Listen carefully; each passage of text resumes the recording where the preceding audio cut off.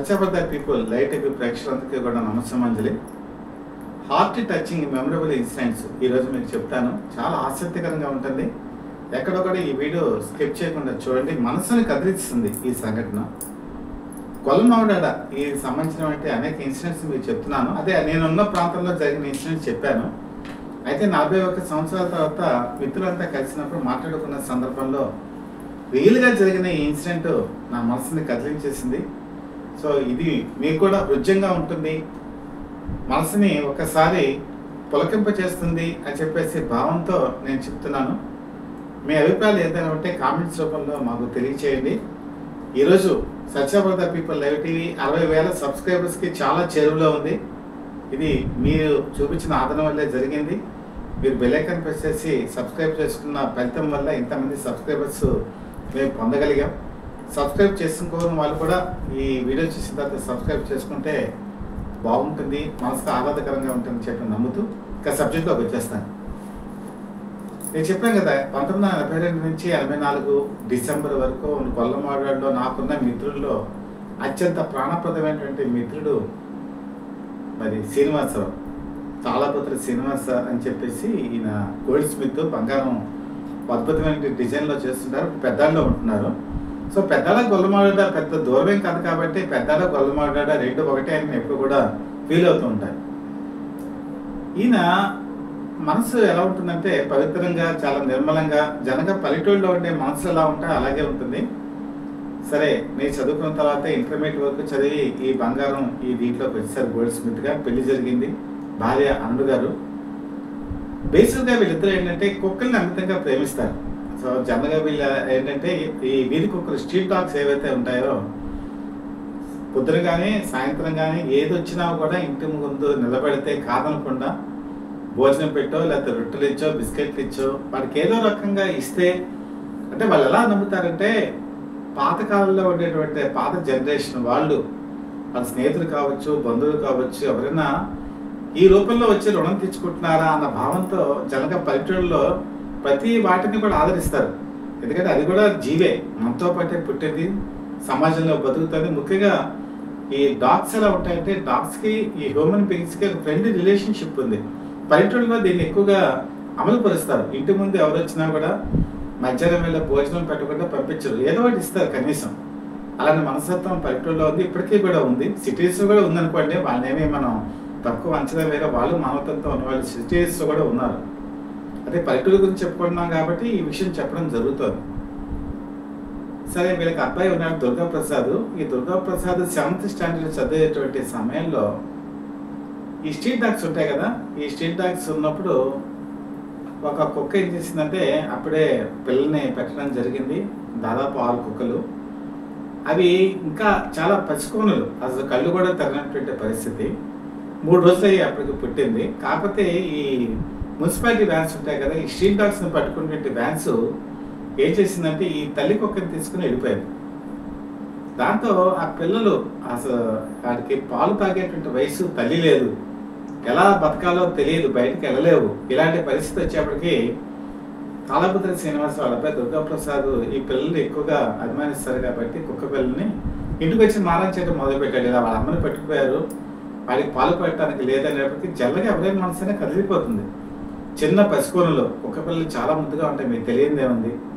సరే, వాళ్ళ ఆ వీధిలో వాళ్ళు ఏం చేశారంటే పాటా టైప్లో వేసుకున్నారు. 2 కుక్కలు ఒకళ్ళు, 2 కుక్కలు ఒకళ్ళు, అలాగా షేర్ చేసుకున్న మీద ఈ తాళపత్రి శ్రీనివాస కుటుంబానికి కూడా 2 చిన్న కుక్క పిల్లలు వచ్చాయి.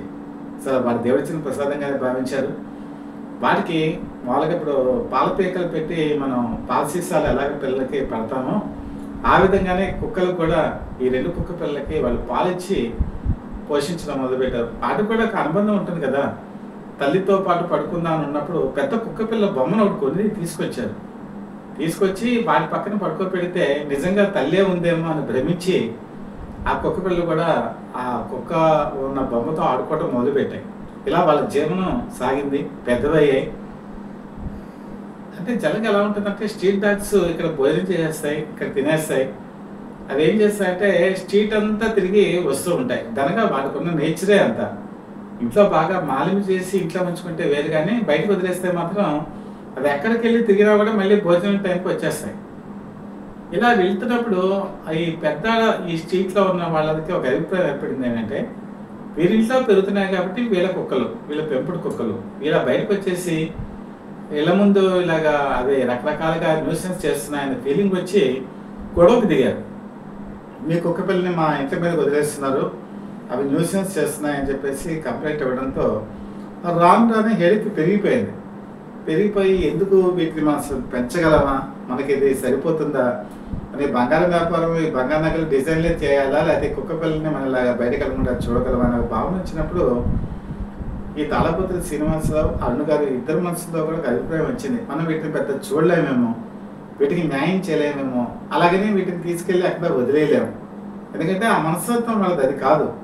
కాబట్టి వీళ్ళకి పెదపూడి అని చెప్పేసి పెద్దాడ నుంచి 600 కిలోమీటర్లు 7 కిలోమీటర్లు ఉండొచ్చు. అక్కడ వాళ్ళ అక్కయ్య గారు ఉంటున్నారు, ఈ తాళపత్రి శ్రీనివాసరావు గారు వాళ్ళ అక్కయ్య. ఆవిడకి మ్యారేజ్ అయిపోయింది. సో ఈ 2 కుక్క పిల్లల్ని తీసుకెళ్ళి అక్కడ పెడితే వాళ్ళు చూస్తారు, మనం చూడలేకపోతున్నాం అన్న భావంతో కాల్లో ఈ 2 కుక్క పిల్లల్ని ఎక్కించుకొని, కుక్క పిల్లలు అంటే అప్పుడు కొంచెం పెరిగి పెద్దవేనండి, అవి కుక్కలనే అనాలి, తీసుకుని వెళ్ళి ఈ పెదపూడి వెళ్ళటం జరిగింది. డోర్ ఓపెన్ చేయగానే ఒక కుక్క సరదాగా కింద దిగిపోయింది, ఎందుకంటే వాళ్ళ రిలేటివ్స్ ఇంటికి వెళ్తున్నారన్న ఉద్దేశంతో. కాకపోతే ఆ వీధి కుక్కలు జనరల్గా కొత్త కుక్కలు వస్తే యాక్సెప్ట్ చేయవు, మీరు బాగా అబ్జర్వ్ చేయండి. కొత్త ప్రదేశంలో ఈ వీధి కుక్కలు ఆ కుక్క వెంట పడేటప్పటికి అది పెరిగి పారిపోయింది. అది ఏ సందులోకి వెళ్ళిందో తెలియలేదు. ఒక్కొక్క కుక్క మాత్రం కాల్లోనే ఉంది. అది తీసుకెళ్ళి వాళ్ళ సిస్టర్కి అప్పచెప్పారు. వాళ్ళు మేము భోజనం అది పెడతాము అని చెప్పారు. ఆ ఇన్సూరెన్స్తోనే ఇవ్వటం జరిగింది. ఈ పారిపోయిన కుక్క గురించి ఎదిగితే అది ఏ మూలందో ఎక్కడుందో కనపడలా. సరే ఈ ఒకటి ఇచ్చేసి ఇంటికి వచ్చేసారు. వచ్చిన తర్వాత వాళ్ళు బాధ అడిగారు, ఆయన 2 అప్పచెప్పారంటే లేదు వాడు పారిపోయింది, వాడు మాత్రం ఇచ్చాను అనేటప్పటికీ ఆవిడ కళ్ళమ్మటి నీళ్లు పెట్టుకున్నారు. ఎందుకంటే పెంచిన బంధం, అది మనిషైనా కావచ్చు, కుక్కైనా కావచ్చు. కొంతమంది చాలా హార్ట్కి టచింగ్గా తీసుకుంటారు. ఈయన కూడా మనసులో బాధ వెంటాడుతుంది, అరే నేను తీసుకెళ్ళాను, అది ఎక్కడికి వెళ్ళిపోయింది. ఈ బంగారం పని చేస్తున్నా కూడా మనసులో మాత్రం ఆ కుక్కే కదలాడుతుంది. అరే నేను తప్పు చేశానేమో, అదే నేను ఎంతో నమ్ముకుంది, చిన్నప్పటి నుంచి పెంచాను కదా అని చెప్పేసి ఆ ఫీలింగ్తో ఉండి ఏం చేశారంటే 3-4 రోజులు అయిన తర్వాత మనసులో లేదు. వెంటనే వాళ్ళ బావమర్దిని తీసుకొని కారు వేసుకొని పెదపూడి మళ్ళీ వెళ్ళారు. వెళ్ళి అక్కడంతా కూడా మొత్తం అన్ని వీధులు వెతికారు.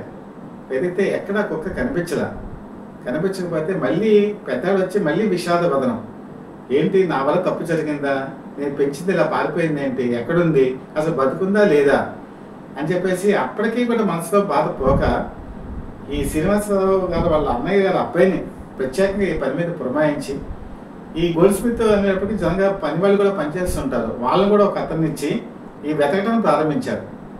ఈ సెర్చింగ్ ఎంతకాలం జరిగింది అనుకుంటున్నారా? దాదాపు 15 రోజుల పాటు జరిగింది. ఎక్కడ వెతికినా కూడా కుక్క కనిపించట్లేదు. ఇంకా లాభం లేదు, ఇంక ఈ బంగారం పని ఆపేసి నేను 2-3 రోజులైనా సరే ఆ కుక్కని వెతకాలని ఈయన కారు వేసుకొని వెళ్ళిపోయి పొద్దు నుంచి సాయంత్రం దాకా పెదపూడి అంతా కూడా జల్లులు పెట్టేశారు. అంతా వెతుకుతూ ఉన్నా కూడా ఆయన మనసుకు ఒకటి అనిపించింది, ఒక స్ట్రీట్ అయితే కొత్తగా అప్పుడు కన్స్ట్రక్షన్ చేసిన ఇళ్ళు ఉన్నాయి, ఆ స్ట్రీట్లోకి వీళ్ళు వెళ్ళాల, అంతవరకు వెళుతున్నారు కానీ ఆ స్ట్రీట్లోకి వెళ్ళాల.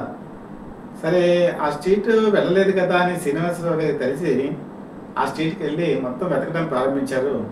ఒక చోట ఈ కుక్క దిగాలుగా పడుకొని ఉంది, చూశారు.